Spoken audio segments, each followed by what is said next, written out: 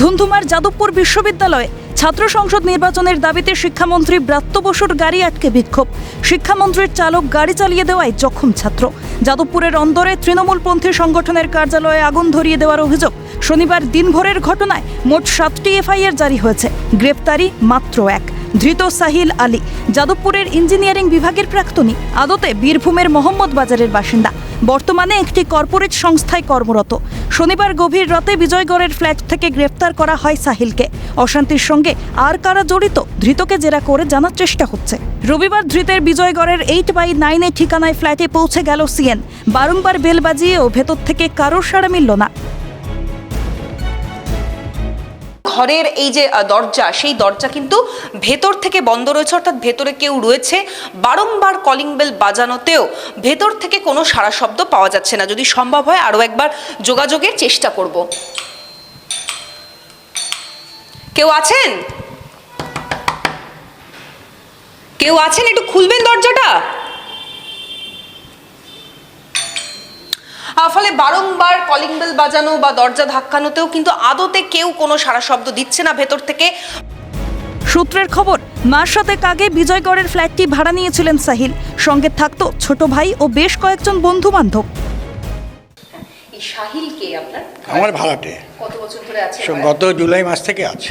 ওরা না কাউন্সিলর এসেছিল, কিন্তু পুলিশ কাউন্সিলর এসে ওই বললো তোমার বাড়িতে ভাড়া সেরকম ভাঙচুর করেছে, পুলিশ যা ব্যবস্থা না নেবে। হ্যাঁ, এই ফ্ল্যাটে থাকেন, মানে খুব বেশি দিন হয়নি এসেছে, হয়তো আমার সঙ্গে কোনো কথাও হয়নি।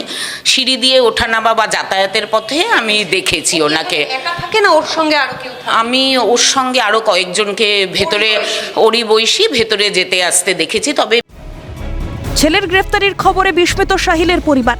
সংবাদ মাধ্যমের কর্মীরাই গ্রেফতারির খবর পৌঁছে দেয় বাড়িতে। পরিবার সূত্রে খবর, শনিবার রাত 9:30 নাগাদ শেষবার কথা হয়েছিল সাহিলের সঙ্গে। তারপর থেকে আর কথা হয়নি। এখন ফোন সুইচ অফ আসছে। ছেলের রাজনীতিতে জড়িয়ে পড়ার বিষয় জানা ছিল না বাবারও।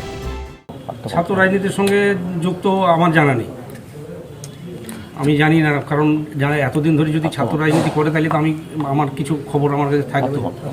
এর আগে আমি কোনো কিছু না কিছু একটা অভিযোগ কোথাও থেকে পেতাম, কিন্তু আমি এই ধরনের কোনো খবর পাইনি বা কোনো অভিযোগ আমি পাইনি। ছোট থেকেই মেধাবী ছাত্র ছিলেন সাহিল। প্রথম বা দ্বিতীয় স্থানের মধ্যেই থাকতেন। পড়তেন বীরভূমের কাইজুল স্কুলে, পরে যাদবপুর বিশ্ববিদ্যালয় থেকে ইঞ্জিনিয়ারিং।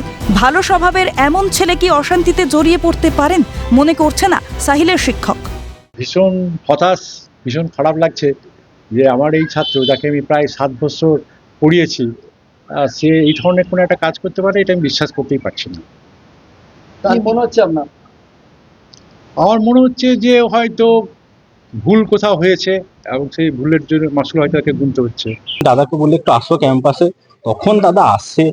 তখন ওই সব ধরাধরি মাঝে ওখানে থাকে। তারপর যখন কে ও আমার একটা বন্ধু, আমাকে চিন্তা, ওর উপর যখন গাড়িটা পেয়ে তখন আমার খুব মেন্টাল ডিসব্যালেন্স লাগছিল, খুব চাপ লাগছিল যে কি একটা হয়ে গেল, যে যেখানে শিক্ষামন্ত্রীর গাড়ি একটা স্টুডেন্টের উপর দিয়ে চলে গেল। তারপর আমি দাদার সঙ্গে ওখান থেকে বেরিয়ে যাই। তারপর মানে আমি জাস্ট নিতে পারছিলাম না। তারপরে মানে গতকালকে যখন এইরকম পরিস্থিতি তৈরি হয়েছিল, দাদাকে ফোন করে ডেকেছিলেন আসার জন্য? হ্যাঁ, আমি দাদাকে বলেছিলাম আসতে।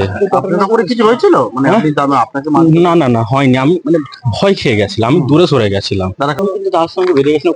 যখন কোনো অগ্নিসংযোগ হচ্ছে সেখানে কোনো স্টুডেন্টেরই থাকার কথা নয়। ব্রাত্য বসুর গাড়ির তলায় চাপা দেওয়া হয়েছে ছাত্রকে, আর আজকে দেখেছেন পুলিশ ব্রাত্য বসুকে অ্যারেস্ট করে নিয়ে আসতে পারেনি। কারণ সেটাই পুলিশের দাবি এবং ছাত্রদের যা পিপির দাবি, যারা বড় মাথার খোঁজ করছেন, কারণ বড় মাথা গাড়ির থেকে বার করতে পারেনি পুলিশ এখনো। ব্রাত্য বসুকে এবং ওম প্রকাশকে বার করতে পারলে বড় মাথা ওরা খুঁজে পেয়ে যাবেন। সেই সাহসটা ওদের যদি তৈরি হয়, তাহলে এই ছেলেটিকে জেলে থাকতে হবে না। যাদবপুরে অশান্তি কাণ্ডে আর কতজন গ্রেপ্তার হয় সেটাই এখন দেখার। ক্যামেরায় জনি মণ্ডলের সঙ্গে অভিরূপা সাহা ও ভোলানাথ চক্রবর্তীর রিপোর্ট, ক্যালকাটা নিউজ।